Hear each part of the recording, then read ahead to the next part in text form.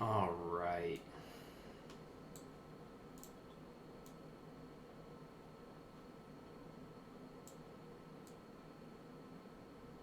Whatever, that's good enough.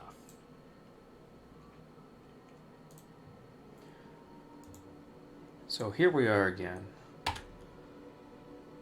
Getting some Reddit advice looked into.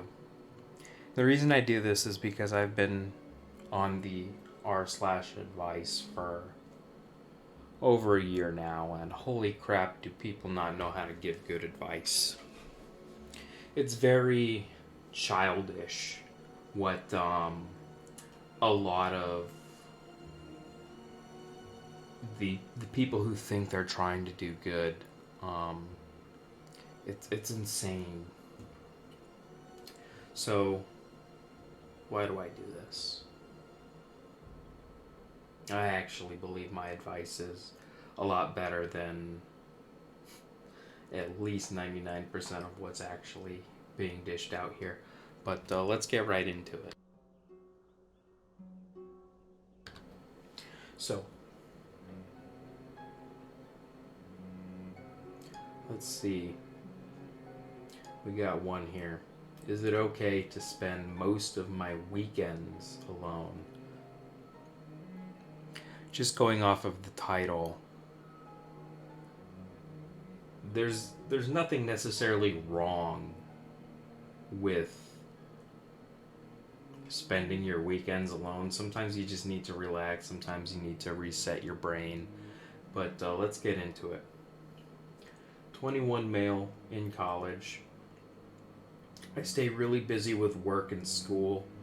I work in a lab on campus, so I see school friends every day for a few hours and have some sort of socializing often. So right off the bat, I'm already gonna go back to what I already said. You're fine. If somebody's kind of poking fun at you, they're not. They're more than likely not meaning anything by it, but you're fine.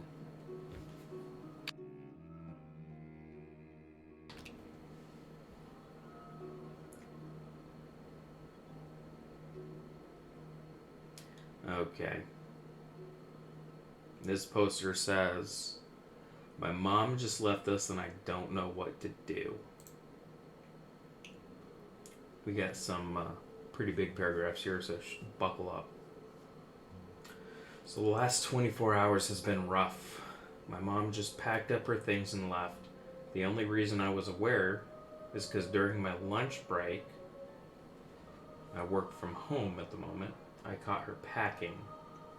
I thought her and my dad were going on a trip, so I asked where they were going. She just lied and told me she's not going anywhere. I clearly could see the suitcase she was packing and told her I can see what she's doing. At that point, she closed the door and I was shocked. So I went back to my workplace trying to process what I should do next. So the poster's contradicting themselves. They're saying that they're working from home, but they went back to their workplace. I mean, forgive me for questioning whether or not this is a real story, but I'll treat it as though it is such. She eventually told my sister she was leaving to my aunt's home, which is located in another state, for the next 2 weeks. Honestly, I wanted to tell her to stay, but thought she might need some space because of an argument she had with my dad 3 weeks ago. So I didn't even ask any questions, and she left in an Uber. She left in an Uber to go to another state? Does your mom not know how to drive herself? Well, besides the point.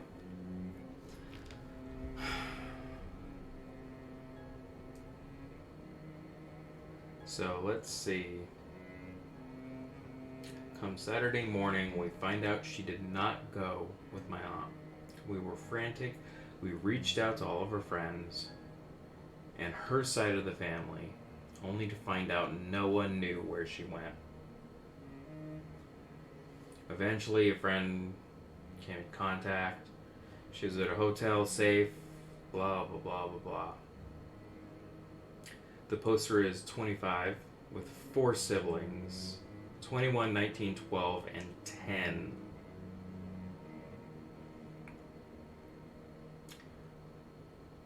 Wow. That's a difficult one. I need to process this for just a minute.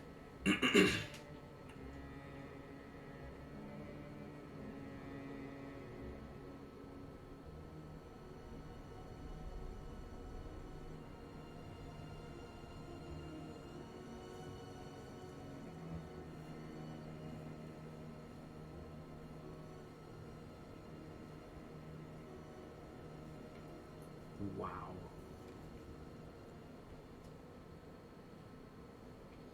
How come you haven't mentioned anything about your dad? I'm assuming your dad lives at home. Like, it's one household. You haven't mentioned anything about your dad, anything about how he views what happened, anything about him related to this in any way, shape, or form. You need to figure out what's going on. If anybody's gonna know what's going on, it's gonna be him. I find it so bizarre that a mother would just leave all of her children, especially 2 of them who are still minors. Talk to your dad. This is a really big thing, and it isn't something that you're going to necessarily get the best advice on Reddit. Even I'm a little stretched thin on this one, but so one thing that I would recommend is that you and all of your siblings do get some kind of counseling for this. The reality is that your mom, regardless of what the situation is as to why it is that she's leaving, we don't know if your dad was abusive. We don't know if he was sexually promiscuous. You guys are going to need some kind of counseling, because no matter how you break it down, your mother did abandon you. She abandoned you, she abandoned your 21-year-old sibling, she abandoned your 19-year-old sibling, she abandoned her 2 minor children, ages 12 and 10.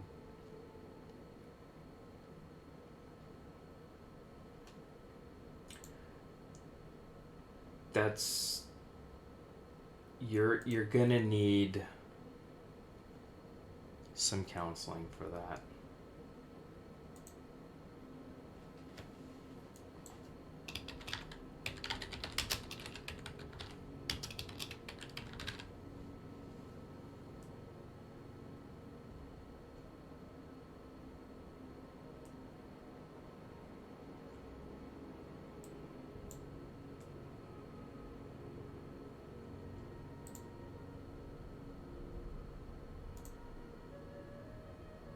Moving on.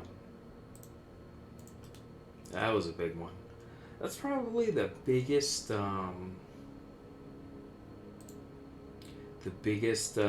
that I've had on here so far.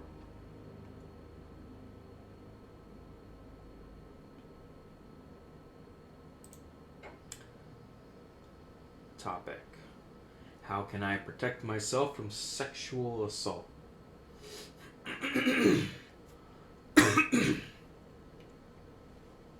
A couple months ago, I started my first job, but I only stayed for about a week. Why? Someone in my workplace touched me very inappropriately, and I quickly terminated my position out of fear of continuing working with him. I reported what happened to my higher-ups beforehand, but I don't know if anything actually got reported. In hindsight, I know quitting after such a short time was a bad decision, but I didn't know what to do. I just wanted to get away from them. So yes, quitting was not the best. It was not the best play on your part. Captain Hindsight would say that rather than going to your higher ups and reporting it, or actually, in addition to going to your higher ups and reporting it, you should have actually gone to the company's HR department yourself and filed a report there. That way, all of your bases are covered. And at that point, you already know that there is paperwork involved, and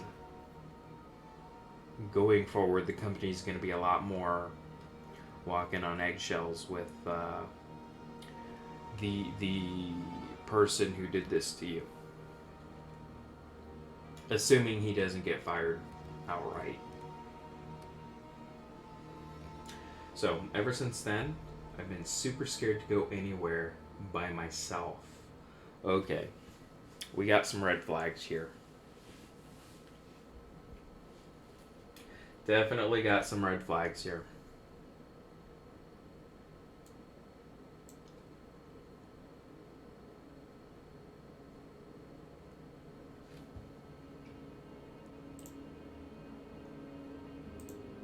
Can I do...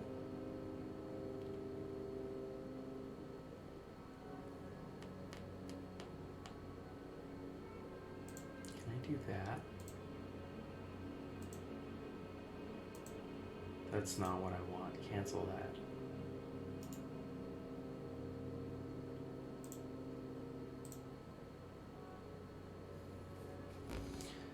So, this is not the first time this has happened to you. It is very apparent to me that you have some history with trauma and or abuse. It comes off as a very textbook case, and I'm not saying that to like demean or degrade you, but this for you to have this severe of a reaction,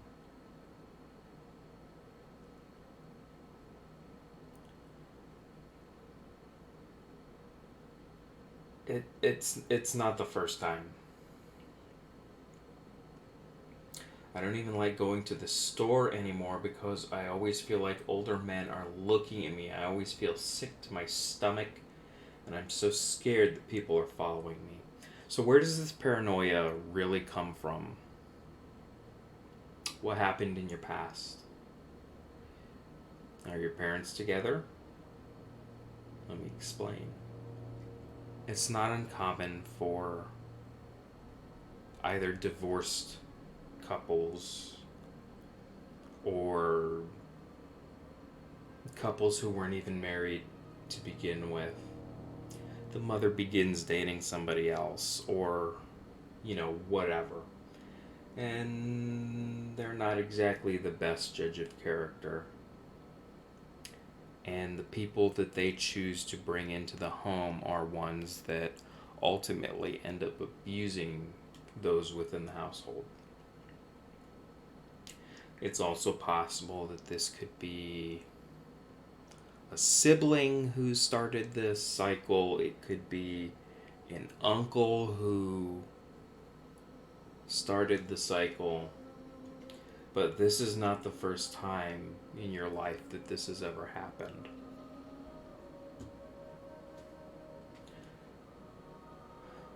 After what happened, I honestly hate that it hurts me as much as it does. They never told me about this stuff when I was in school, nor when I was growing up. I live with all men.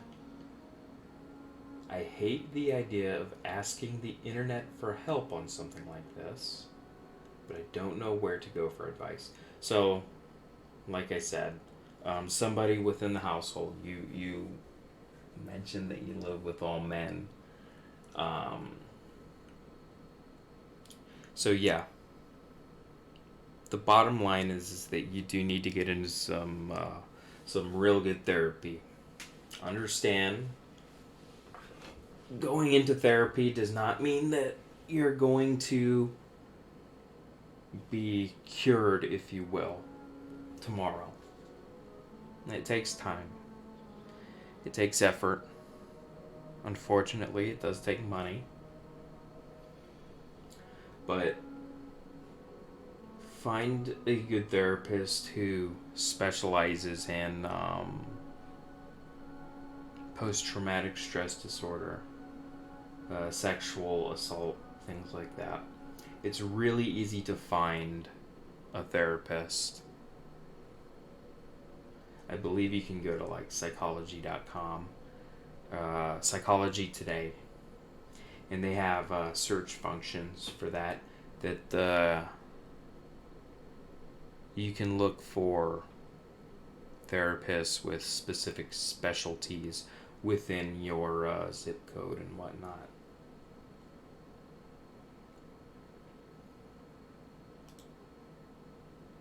Moving on.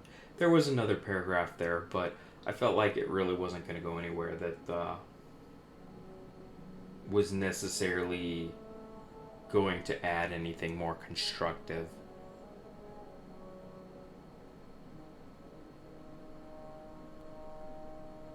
Oh, this is interesting. Somebody wants to know, what does it mean when a guy says our affection and intimacy is mostly platonic? The first and only guy I ever got intimate with said that to me. We've been super close, like inseparable, for 5.5 years, and then a few months ago we started getting intimate.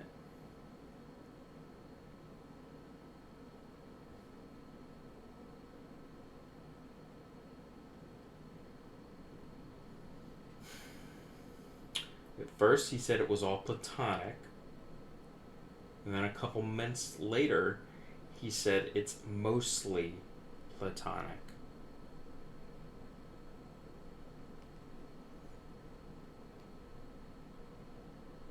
Then he says he can't be intimate with me anymore. So here's the deal. This guy thinks of you not just as a close friend. He's known you for 5 years. I don't know what your ages are. I'm assuming you guys are fairly young, probably both under the age of 20 right now. I also don't necessarily think that your friend knows what the word platonic means, but essentially what I'm seeing here is he made a mistake. There are men out there who do truly value friendships and non-sexual relationships with women.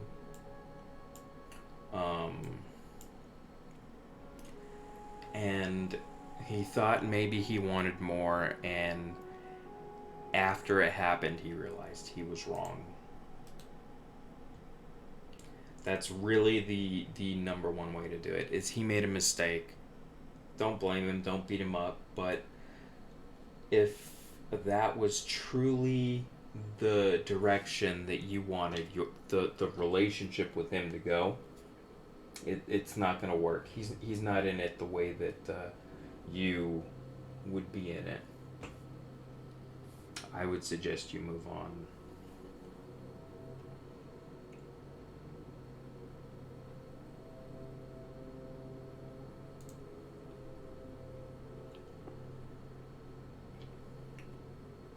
Topic.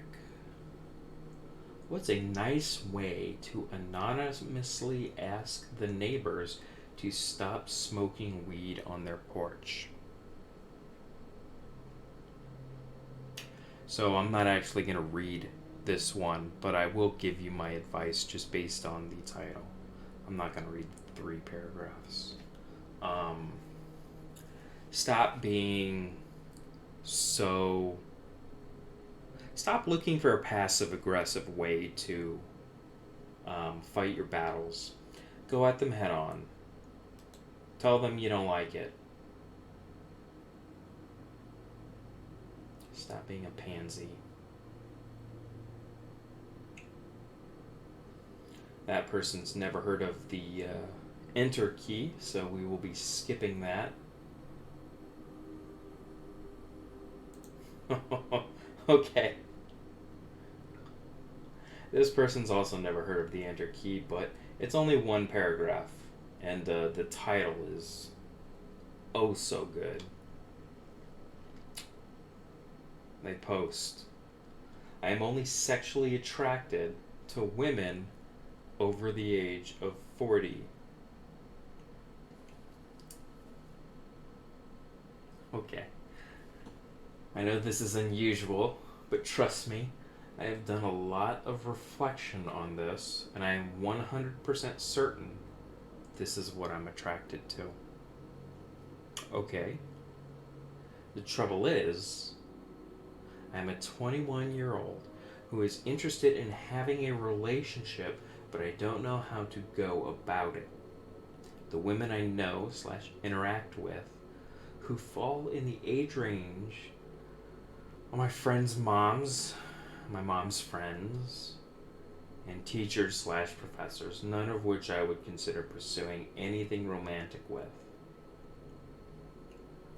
I've tried different dating apps and websites geared towards older women / younger man relationships, but have had only 1 response across them, saying I was too young. I tried dating someone my age to have a relationship where I would eventually be attracted to her, but I couldn't do it. I felt awful and realized it really wasn't fair to her. I would rather not put my romantic life on hold for 20 years, but I am struggling to see an alternative. What do I do? There are so many things to unpack here. I'd love to know what your current household looks like. You do say that some of the older women you're attracted to are your teachers / professors, so I'm just gonna kind of assume you're in college. You didn't say you live on campus, you didn't say you live at home off campus. I don't know what your home life looks like. I don't know what your parents' relationship looks like. I don't know if perhaps you. One thing that I'm kind of alluding to is I don't know what kind of a father figure you had. For all I know, perhaps you didn't have a father figure. Perhaps you had a father who left very early on and you just had your mother raising you. So there's that maternal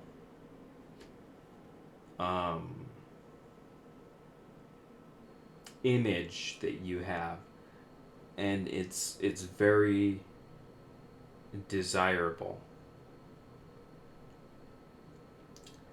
And perhaps that is something that you're actually trying to recapture.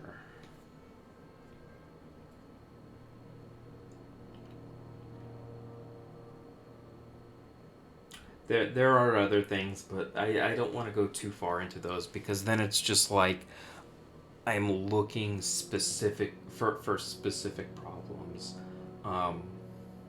If this is really what you want, then make it very clear on your dating apps and keep at it. Understand that while it is true that age is just a number. Um, it takes a certain kind of person to overlook a a sizable age gap that you're looking for. I mean, women who are 40, let's be realistic. A lot of them are going to have kids. And how old are those kids going to be? Do they want to date somebody who could potentially be younger than their own children? At that point, we have some questions for them as well, but they're not the ones posting on Reddit. You are. If the fact that you're asking so much specifically about this, it kind of leads me to believe that while you've done your own research on this, personal research, whatever you want to call it, you're looking for some kind of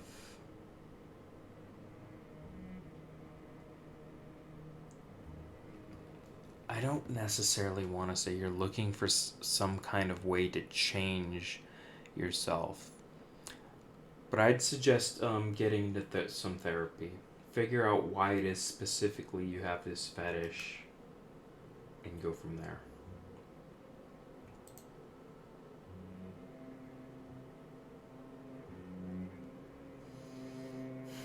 Topic: I just turned 15. How do I make money? Get a job.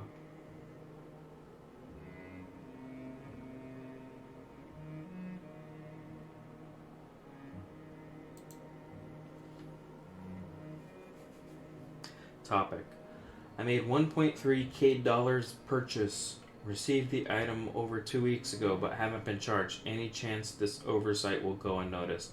Stop being a piece of shit.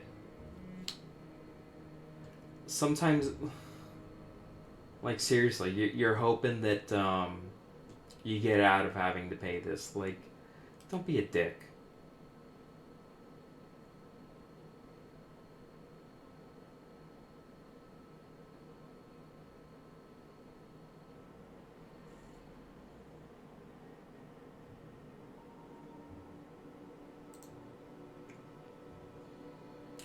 Okay, this one's interesting.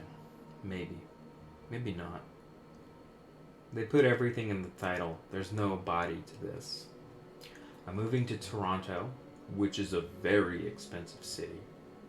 I don't know where in the city/state I'll find work. So I think it makes sense to rent a room, find a job, and get settled in before getting an apartment. What do you guys think? Or, as someone said, does this make me a 43-year-old loser? Why are you moving to Toronto when you don't already have a job lined up? Why would you move to an expensive city like that? You're 43. I'm gonna assume you're a male. You're 43. Do you have kids?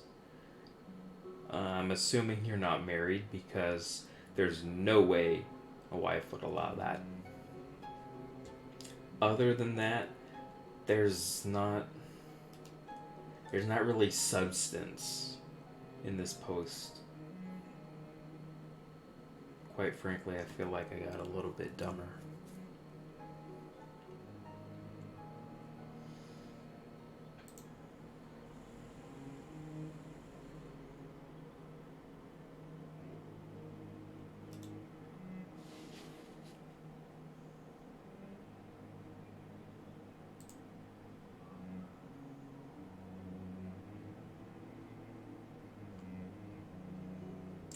Is it illegal for my boss to keep making someone with COVID work?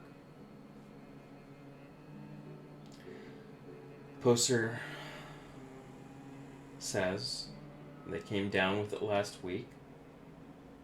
I had a lot of the symptoms and took off work after my positive test. Everyone who came in contact with me at work got tested 3 to 5 days later. Only one tested positive as well. My boss says since they are asymptomatic, they will have to continue working even though they tested positive. I don't believe we're getting the full story here. If they tested positive, then they have their legal rights to be out of work. If they tested negative and they were in contact with you, or if they did not get tested at all and they are not showing any symptoms, then legally your boss can require them to continue working because they haven't provided any kind of documentation as to why it would be valid for them to be out.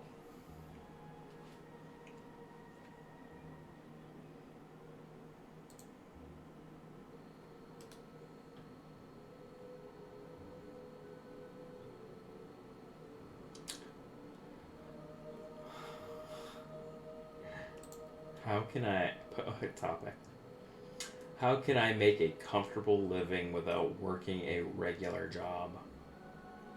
They go on to say, I hate my job, I hate my life, I work on cars, I can't get hired at anything that doesn't make me want to rip my eyes out. Therapy doesn't help, meds don't help.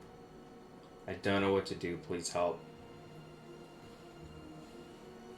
Kind of seems like you're already, you've already made up your mind. You don't want to do anything. You hate your job, you hate your life. You're depressed. Therapy doesn't help, meds don't help. Yeah, guess what? One pill doesn't work for everybody in the entire planet. A single therapist can't provide amazing, life-changing therapy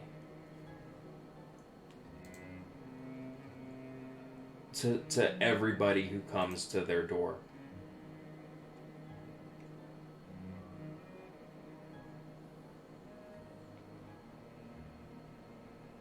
You can't take a single experience with medication and a single experience with a therapist and apply that to across the board.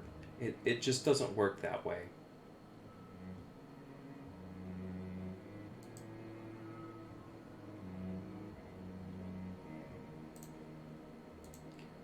You may not like it,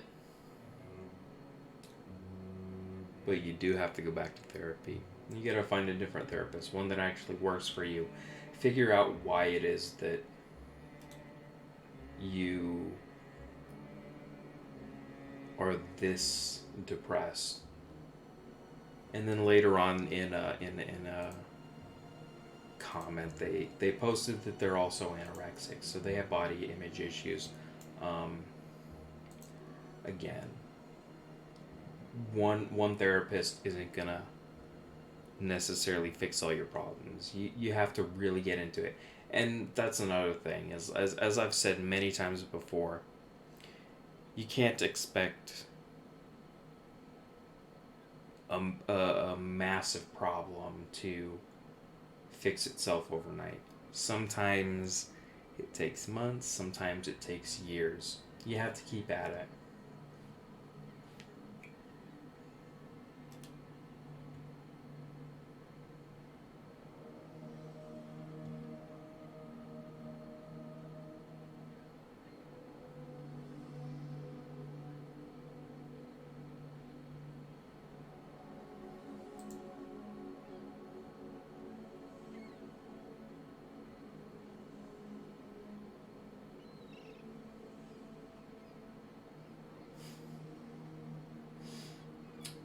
Topic.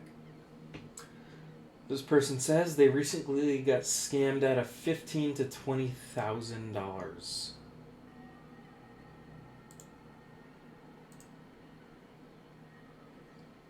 They were recently scammed by somebody that goes by blah blah blah. 15 to 20,000. The website and the phone number. Is there any way you can recover some of the money or report him? super depressed, don't know how to go on about it, blah, blah, blah, blah, blah. No. So, here's the thing. You got scammed out of money. How much money did you get scammed out of? You give us a range, 15 to 20,000.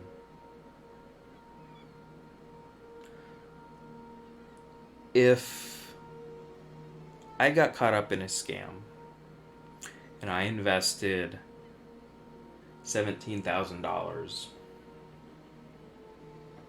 and I was scammed out of it, and then I went to ask somebody for help, I wouldn't say I got scammed out of $15,000 to $20,000. I'd say that I got scammed out of $17,000. I would have the exact amount burned into my brain. Everything about this isn't right.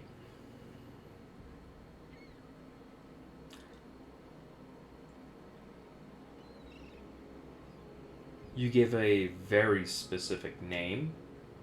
You give a very specific website. You give a very specific phone number with the area code. But you don't give a very specific number. Instead, you give a $5,000 range. If this is real, look at this as a learning experience. And please, for the love of God, I hope you did this with your own money and you didn't take money from anybody else to do this. Again, think of it as a learning experience.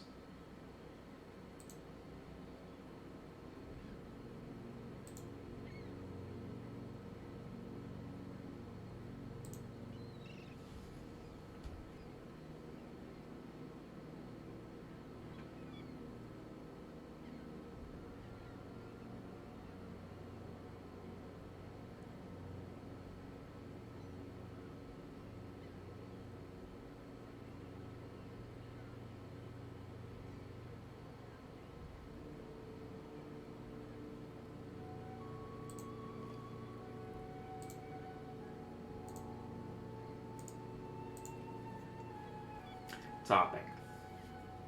Is what I did a common thing or serious bullying? When I was in elementary school, there was a kid who was a class outcast. I didn't start the bullying or was in the core of bullying, but eventually I teased her with kids and refused to seat on the same lunch table. I hope you didn't make fun of her for her grammar. I remember me and another classmate having to check if kids studied well. They could go home if we said yes. And we intentionally said yes late to her. Jesus Christ, the way that you've constructed this hurts my frickin' brain. I didn't hit or make her pay money. This continued for almost a year until we changed class. I was born in a Western country. Oh God, now I feel like a dick. No wonder why their English is bad.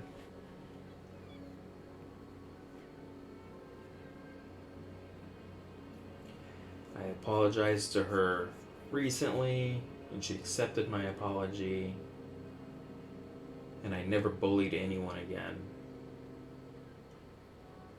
I didn't do tobacco or drugs.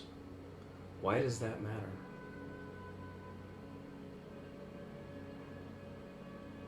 Do you think people will forgive me or consider me a school bully and cancel me? This is like a 12-year-old liberal who wants to get into content creation, and they're trying to think of everything that they've ever done in their entire life. There's literally nothing to add to this. Like, the question is what I did comment or thing, or is it serious bullying? Like, apart from that, there's nothing to add to this. Why does that matter? You've already reached out. You've made peace with the person that you were bullying. Why does it matter? Move on. Seriously, you're gonna get canceled? What, in life? Jesus.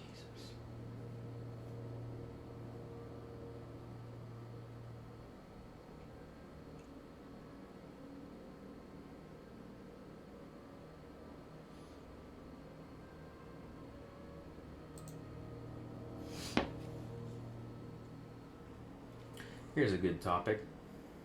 I don't like my best friend's fiance, and I'm in her wedding.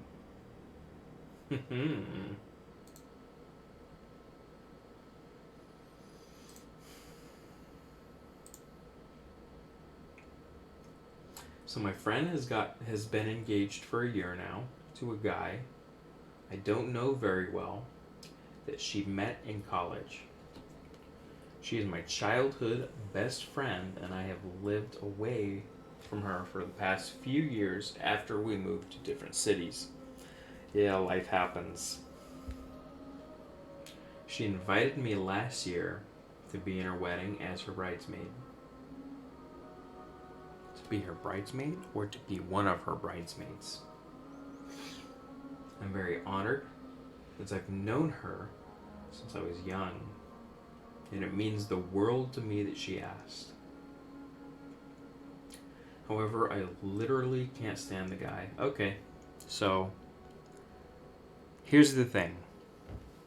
There's a few more paragraphs, and I do want to read this one because the topic actually does interest me. But here's the thing. Understand what kind of a person you're dealing with when they use the word literally.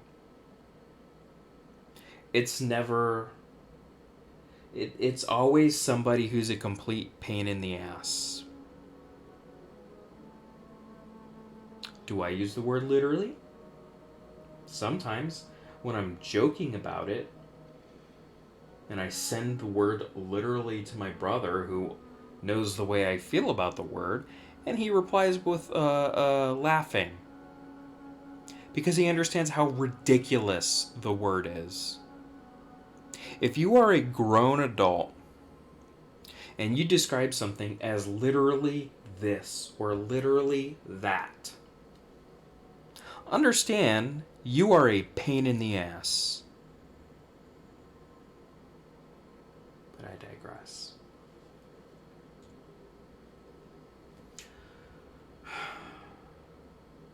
I literally can't stand the guy.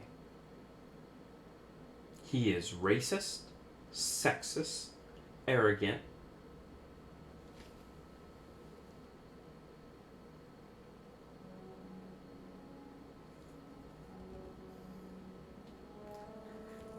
However, I literally can't stand the guy.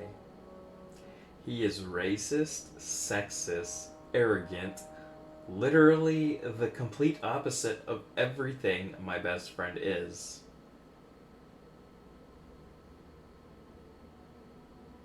I'm sorry, I had to just look ahead to see if she dropped the L word again. Then it doesn't look like it. He is loud and boisterous. Boisterous.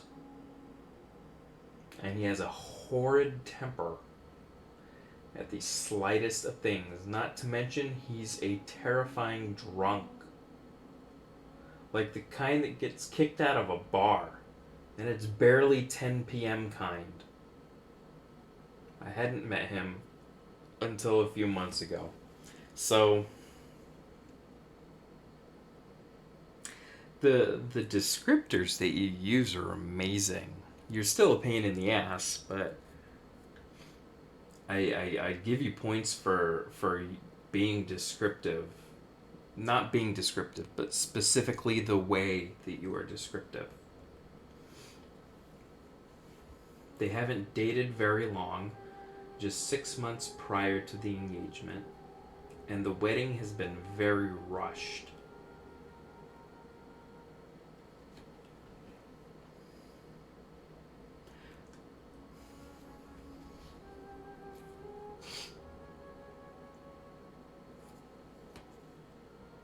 The wedding has been very rushed. Look, I don't know what the average time span is between a couple that gets engaged and when they get married. But it's been a year. Nothing about getting engaged and being engaged for an entire year screams out that the wedding is being rushed.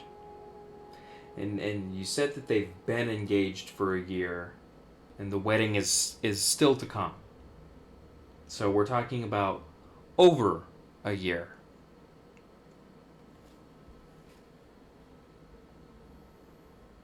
They go on to say, I know she just wants to be married and start her life already, and it's not really my place. But I can't help but wonder if she's making a huge mistake. You're right. It's not your place. However, it's okay to say something. It's okay to tell this person who was once your best friend, because let's be realistic, they're not your best friend anymore. If you believe that, then you're lying to yourself. They're not your best friend anymore. You're not their best friend anymore. That chapter in your life is past. The relationship that the two of you have now is completely different from what it was 5 years ago. It's okay to tell her the way you feel, but understand that in doing so,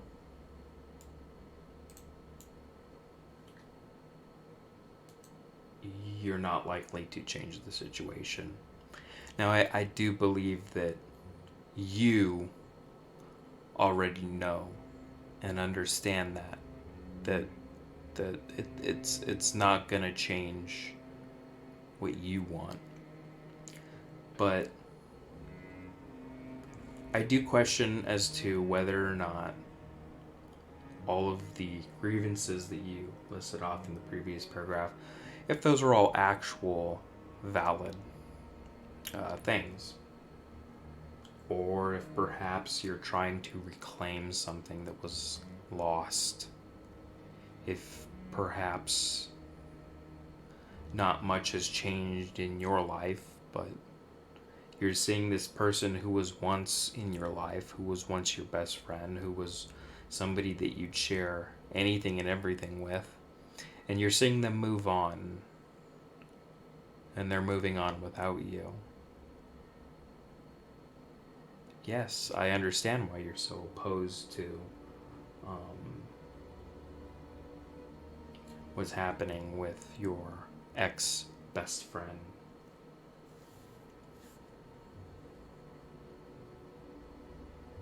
Is she making a huge mistake? It's possible.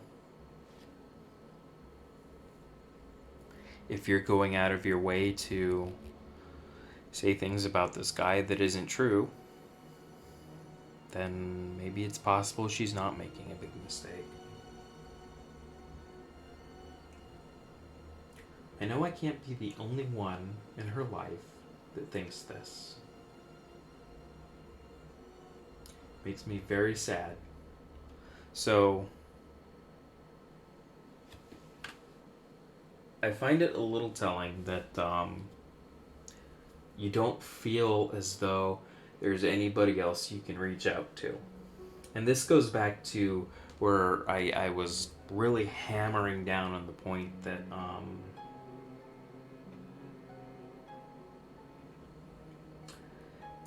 that your lives have gone in two separate directions. Maybe this person was your best friend, but they're not your best friend anymore. The reality is that yeah, you may be a bridesmaid, but you're just a friend. You are a friend who is an ex-best friend. That's why you're a bridesmaid and not the maid of honor. The fact that you don't have any mutual friends with this person that you have, that you feel that you have the ability to reach out and ask them to verify what you were thinking about this guy. I feel like that's telling. Not only did your ex best friend move on from you, but she moved on from everything related to you. Unless, of course, you guys do have mutual friends, and there's a very specific reason as to why you are choosing to not reach out to them, to ask them questions, to have them verify that this is what the case is.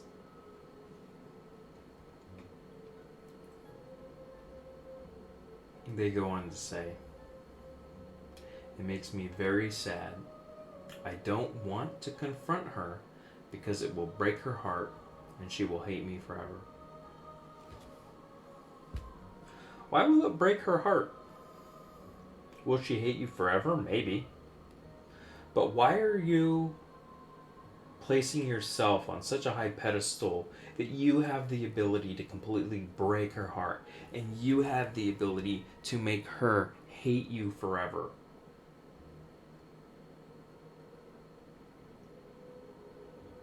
You think a lot of yourself.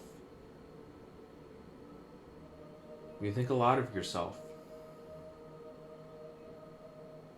And that's not a good thing. Not in this situation. She loves him so much, and maybe things will work out, but I'm just so wary.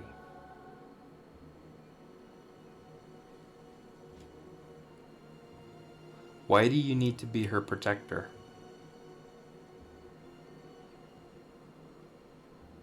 What happened in the past? Why do you feel like this is your job? Why is this your responsibility? Explain it. Why in your mind are you so important to this person? And why, in this person's mind,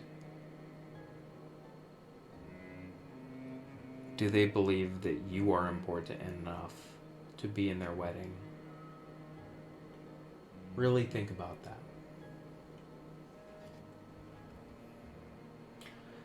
The wedding is 3 weeks away. Has anyone experienced something similar to this? What should I do? I feel so guilty. But I don't think there is.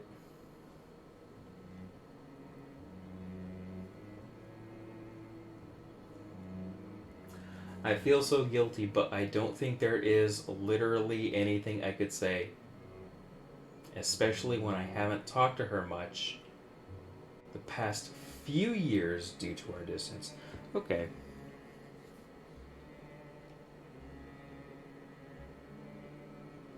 Let's be realistic here. Times change. What I would suggest is you do need therapy. You absolutely need therapy. Why do you think so highly of yourself? Why are you the most important person in again, your ex-best friend's life? Explain it to me.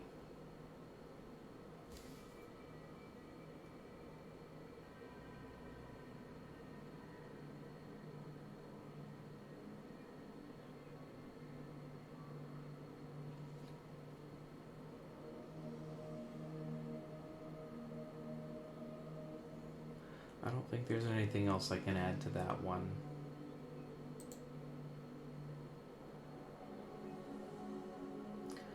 But hey,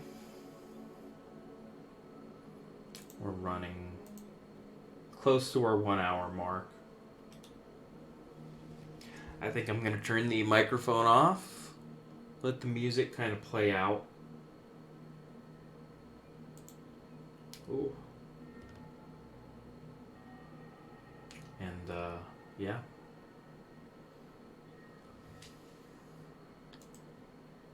Get some therapy.